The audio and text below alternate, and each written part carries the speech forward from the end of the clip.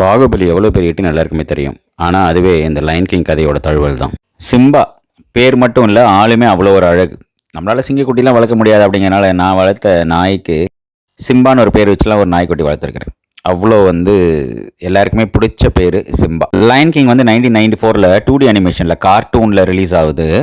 30 வருஷமாக அது பார்த்தீங்கன்னா பல தலைமுறைகளை ஜெயிச்சுக்கிட்டே இருக்குது. இன்னைக்கு அது என்னென்னா 3D அனிமேஷனில் 3D கண்ணாடியில் பார்க்குற லெவலுக்கு வளர்ந்துருக்குது. உலகம் முழுக்க சக்க போடுது.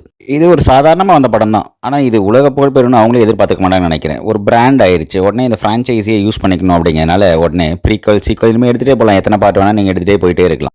சிம்பாவுக்கு பிறந்தது கியாரா. நீங்கள் இதுக்கப்புறம் ஒரு சீக்வல் எடுத்தீங்கன்னா இப்போ தான் பிறந்திருக்குது கியாரா. அதை வச்சு இனிமேல் எந்த கதையும் சொல்ல முடியாது. லயன் கிங்கில் சிம்பாவை பற்றி சொல்லியாச்சு. அப்போ என்ன பண்ணலாம்? வேற முஃபாசா, சிம்பாவோட அப்பா கதைக்கு சிம்பாவை பற்றி சொல்லணும் அப்படின்னா முஃபாசாவோ ஸ்காரோ இல்லாமல் சொல்லவே முடியாது. அதனால் அவங்க அப்பா கதைக்கு போயிட்டோம்னா அப்படி ஒரு ப்ரீக்வலாக போயிடலாம். எப்படி போராடி அது